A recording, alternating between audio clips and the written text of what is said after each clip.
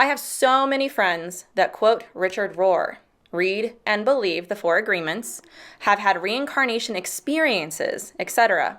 How do you tell someone their experiences aren't real? What does it look like to lovingly say that statement or author or experience is wrong? Again, this would be with like a friend, having a glass of wine, coffee at dinner, not a debate with a well-equipped atheist or a theologian. I'm glad that you mentioned that this was a friend because that can really help the dynamics. Okay, first, I gave similar advice before, but if it's me, again, I listen a lot first. My natural rule is to seek to understand, then be understood. If you listen to really understand, I can say that the odds that they'll feel respected enough to hear your thoughts are dramatically heightened. This isn't just like a tactic, right? This is simply being polite and smart, in my opinion. This is just being a person. And as an ex-New Ager, I would also say that their experiences are probably very real, but that doesn't mean they're true.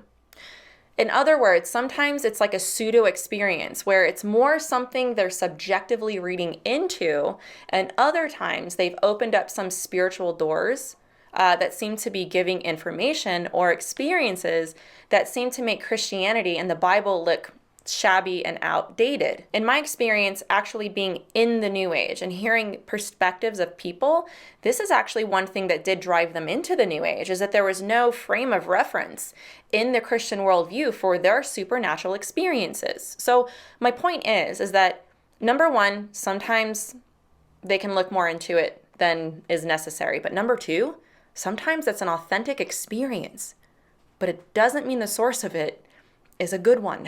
Another thing is the implication is that if you don't come to the same theological conclusions they do, then you're not as spiritually mature as they are. And I mentioned people being attracted to the New Age, but I say this is usually why people are attracted to progressives as well, like Richard Rohr. That being said, never underestimate the power of putting a stone in someone's shoe. I find that in my experience, progressives and New Agers tend to dismiss a lot of frontal arguments about Scripture. So the advice I'm going to give is from personal experience and also from learning from people much smarter than me about this topic. Now, there's this wonderful thing that I wish more Christians knew about called Proligamina. I'm going to spell it down here. Proligamina.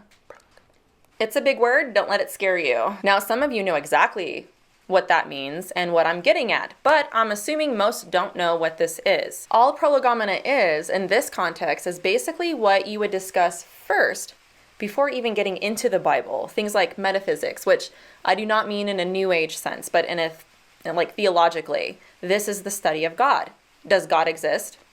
What is reality? Are miracles real, right? If they believe in God, which most likely they do, then what do they mean by God, right? And there's only 6 real answers anyone can give that will fall into one of these categories. First is theism, right? Which is that God is infinite. This is where Judaism and Christianity would be. Second is deism, which is that God is beyond the universe, but he's not active.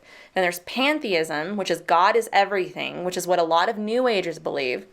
Atheism, which is no God, we're familiar with that. Then there's what's called finite godism, which is that there are many finite gods, kind of like ancient Greece, or even Mormonism would find themselves somewhere in that. And finally, there's something called panentheism, which sounds like pantheism, but it is not, it is different.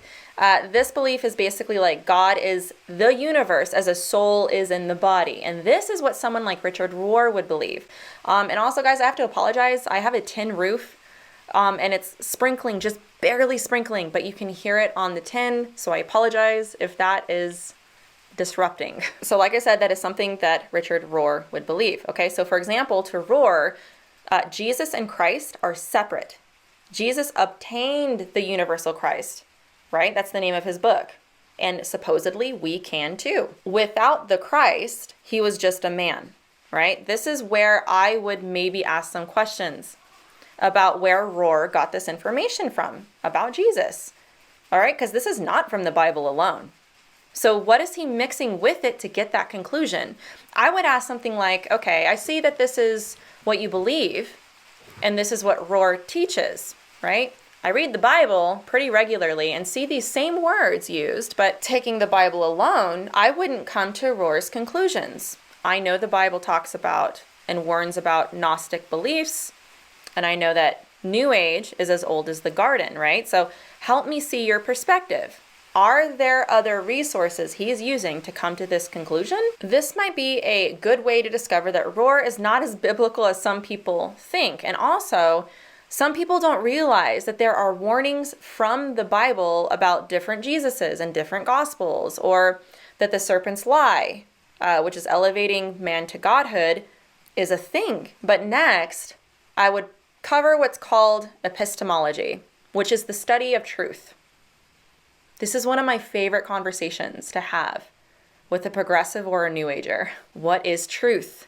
Is there an objective truth? If you can verify with them that truth is objective, then that means there must be a true belief about God. You both cannot be right. Is theism true, or is panentheism true? Is the God of the Bible real? Did the resurrection really happen? These are questions I would look into together with this friend. I would also say never underestimate prayer, the Spirit working, and what he can do with a stone in a shoe.